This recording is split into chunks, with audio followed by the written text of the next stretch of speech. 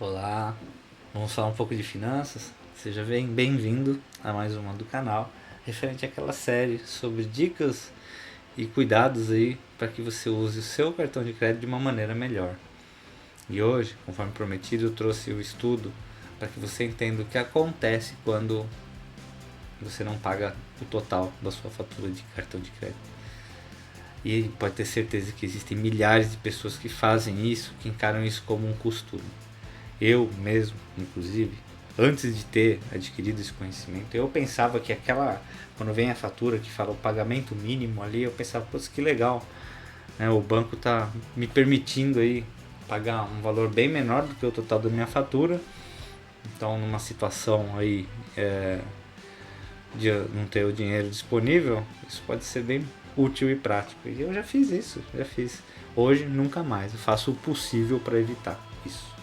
E você vai saber o porquê. E assim, existem milhares de pessoas, inclusive pessoas que eu amo, que às vezes fazem isso. Quando eu vejo isso acontecer, meu Deus do céu, me dá uma agonia, que eu me seguro aqui para não, não explodir. Né? Eu fiz um levantamento e para ter certeza que não foi assim de imediato, porque eu entrei no site de vários bancos para buscar essa informação, mas não encontrei, né, porque são valores absurdos. E então eu resolvi ir direto na fonte. No site do Banco Central, em março, eu fiz o levantamento aqui de algumas instituições, peguei 10, para que você saiba quais são essas taxas de juros cobradas. Primeiro para explicar, né, para quem talvez aí não esteja ciente, o que é essa taxa? Quando você tem o vencimento da sua fatura do cartão de crédito e que você não paga 100% dela, incide sobre isso uma taxa, às vezes incide multas também. Essa taxa é aquele valor adicional que você vai pagar quando você for honrar com o pagamento. Então vou te dar um exemplo aqui. Vamos supor que você tem o cartão do Banco Inter, né? E aqui o propósito não é recomendar banco nenhum, é só trazer essa consciência. Então imagina que você deixou de pagar R$ 100 da sua fatura do Banco Inter. Você deixou de pagar R$ 100 e foi pagar esses R$ 100 depois de um ano. O que acontece? Depois de um ano, o valor que você vai ter que pagar é o quê? É R$ 157. R$ 100 mais 57,20 aí de juros. Então, quase que o dobro do que você tinha aí de dívida, né? Que você acaba tendo que pagar para o banco. O banco agradece, com certeza. Eu também agradeceria se eu conseguisse aí ter uma taxa dessas de rendimento dos meus investimentos. Perceba que aqui embaixo nós temos aí o que? A Selic. Essa é a Selic de maio. Ela estava 2,75 em março, eu já atualizei com o valor aqui para que a gente possa fazer essa simulação, para que você entenda aí. Né? E essa taxa Selic é a taxa de juros, basicamente, do mercado de renda fixa. Tem o Tesouro Selic, o CDI também, tudo com base nisso. Então, esse valor aqui de 3,50 é a taxa, basicamente, dos investimentos que você consegue. Só que não é ao mês, é a taxa ao ano. Ou seja, se você investiu R$ 100, no final do ano você vai ter, um ano depois, né, você vai ter R$ 103,50. Aqui você vê, nesse caso, do menor deles é 3,8 ao mês. Tá? 57,2, olha aqui, 160%. Então, são valores altíssimos. E queria eu encontrar investimentos com essas rentabilidades aí. Né? Às vezes, quando a gente consegue 110%, 120% do CDI na renda fixa, já estamos dando pulos de alegria. E você vai perceber a diferença que os juros compostos têm, né? Tanto para você que está investindo, está acumulando patrimônio, quanto para você que está devendo. E nesse caso é para mostrar para você que está devendo. Vou aqui escolher um banco, ó, no caso aqui estou escolhendo o próprio Itaú Card. Se tem um banco aí, fala o seu banco, a gente faz uma simulação aqui com o seu banco também. A planilha aqui está bem automatizado. Vou pegar no Itaú, a taxa de Itaú é 157% do CDI, isso é basicamente quase 4.500% da Selic. Esse é o dinheiro que o banco ganha daquelas pessoas que não pagam a fatura. Tá? Vamos considerar que você tem uma dívida de R$ 100 com o banco. Você não pagou R$ 100 do seu total da sua fatura e deixou lá.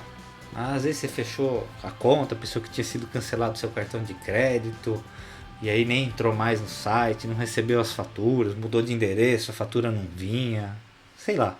você não sabia que deixou de pagar R$ 100 dessa fatura. Ó, se você, em um ano, né, como eu tinha falado, você vai ter que pagar o quê? 257. R$ 100, que é do que você realmente gastou, que tem que pagar. E mais 157 do banco, porque você ficou devendo para ele, então ele te cobrou essa taxa aqui de 157%. Em um ano até que não é tanto, né? Agora de repente você ficou 10 anos sem pagar esses R$ 100 aí pro banco, e ele foi se acumulando juros sobre juros. Quanto será que deu, hein? Opa! Aí. Quem aqui que fala que não é possível conseguir 1 milhão? Nesse caso aqui, o banco consegue. E quantos milhões que eles não conseguem aí, né? Se com R$ 100 ele conseguiu um valor desse de 1 milhão, imagina o que acontece aí com outras situações. Vamos simular com outro banco aqui para que você tenha uma ideia também. Vamos fazer o Banco do Brasil, 640 mil, mas mesmo assim era R$ 100. R$ 100 que deixaram de ser pagos aí em um ano. Banco Bradesco, vamos ver o menor aqui, o Banco Inter. Banco Inter, cadê ele? Ele não aparece aqui, tá aqui, ó. Banco Inter. Tá aqui, vira 9 mil. Você percebe a importância da taxa de juros. Só que essa taxa não é uma que você precisa perceber e considerar. Essa taxa é uma que você não precisa. Você tem que considerar para você nunca pagar ela. Honra a sua fatura sempre 100%. O que acontece? A pessoa que está sempre pagando um valor menor do valor total da fatura, ela vai estar dando esses juros para o banco. Seja em 1 mês, 2 meses, 3 meses. Onde ela poderia estar usando esse dinheiro para outro fim, até investindo, né? Fazendo o dinheiro trabalhar para ela, não dando dinheiro para os outros, né? A gente acorda cedo, trabalha que nem um louco, às vezes estuda, e aí de repente fica, né, gastando esse dinheiro sem perceber. E assim, às vezes a pessoa que não tem esse conhecimento, ela vai pagando o mínimo da fatura e aí esse valor vai correndo e às vezes ela não percebe. E assim, com R$ 100 você percebe o tanto que ela não se transformou aí em 1 milhão, mais de 1 milhão em alguns casos. É como aquele pedacinho de neve, né? Que aquela bola de neve que está caindo do penhasco, que ela no final vira uma avalanche e destrói tudo lá embaixo. É a mesma coisa que acontece aí. Então você tem que tomar muito cuidado com isso, tá? E honre sempre as parcelas do seu cartão de crédito. Sabe, se você não tiver o dinheiro, bom, primeiro, não gaste. Rasgue o cartão. Quem nunca rasgou o cartão? Eu já cheguei a rasgar o cartão de crédito meu, as pessoas também. Eu já também fui, uns anos atrás, talvez eu fui meio indisciplinado com isso. A gente, é aquela lei do consumismo que eu comento em vários vídeos, né? Que a gente compra coisas com dinheiro coisas que não precisamos, com dinheiro que não temos, para sermos que não somos e impressionar pessoas que às vezes nem sequer conhecemos ou gostamos, né? Enfim. Então reduza suas despesas.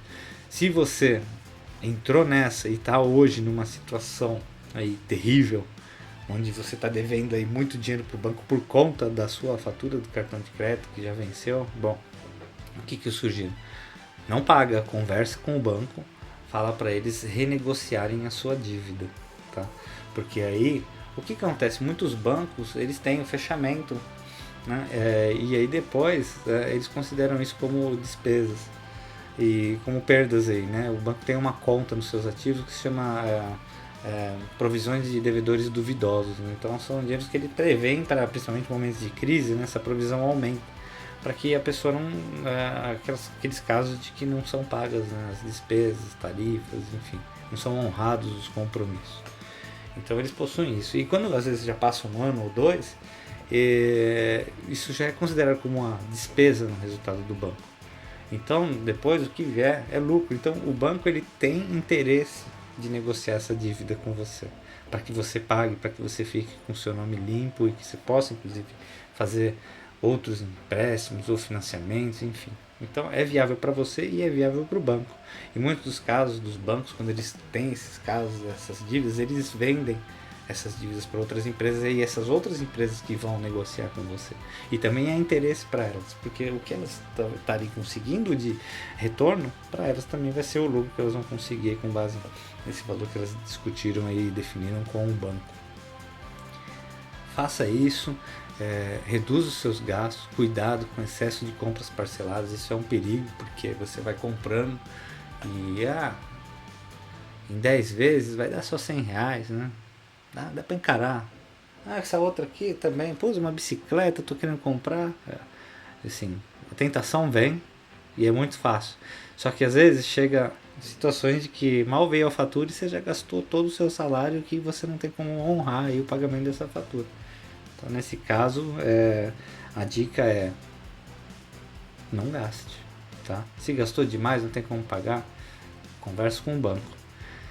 Na pior das hipóteses, consulta aí uma forma de fazer talvez um empréstimo, né? Porque se você negociar um empréstimo para pagar a sua fatura, que pode ser até uma das alternativas que o banco te dá, você vai ter uma taxa bem menor que essa. E aí no final das contas você vai deixar de pagar todo aquele valor que você não gastou.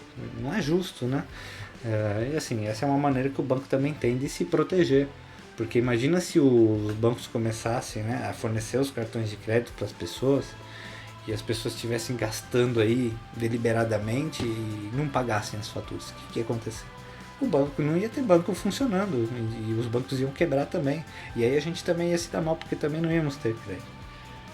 Então tudo tem o seu benefício, né? Todas as partes têm uma intenção boa por trás aí disso. Espero que você tenha gostado. Se tiver interesse em obter essa planilha, se inscreva no canal aí, me manda uma mensagem que você tem interesse, passe seu e-mail. Talvez eu peça alguns dados aí para te cadastrar aqui no meu banco de dados, mas eu te mando essa planilha e quem sabe outras aí que vão vir. Espero que com esse vídeo tenha trazido a consciência para que as pessoas aí, se estão numa situação ruim, que elas saibam como encontrar alternativas, caminhos alternativos, como o GPS, né? Se tem uma obstrução no caminho, ele vai aparecendo outros caminhos para que você gaste menos e não pague esses juros cavernosos ao banco. E para aquelas pessoas que talvez tenham o hábito que não saibam do impacto, né? Veja que o que R$100 pode fazer, né? Dependendo da taxa de juros. Vou pegar aqui o Santander, por exemplo, que é a maior deles. Veja que o que não pode acontecer, virar mais de 1 milhão. Então, o que é melhor, dar esse 1 milhão para o banco? Ou eu, talvez, né? Ter esse 1 milhão. Lógico que vai demorar mais tempo com essa taxa, mas é possível, é possível. E quando eu comecei a estudar isso, foi quando eu comecei a enxergar de que é possível realizar qualquer sonho que você tenha na sua vida, desde que você acredite. Não crie cartões de crédito de monte, porque também aí vira uma confusão, que você não sabe qual vence no dia 15, e aí tem aquele que vence no dia 20, e aí no final você acaba sempre atrasando uma fatura ou outra, e aí então o banco também vai agradecer. Mantenha sempre seu nome limpo. Bom, isso daí talvez seja assunto para um outro vídeo. Espero aí que você tenha gostado. Comente aí, dá um like, compartilhe, para que as pessoas também tenham ciência e para que a gente consiga melhorar a educação financeira aqui no nosso país, para que a gente tenha mais prosperidade na nossa vida e com a nossa família. Um grande abraço, até logo.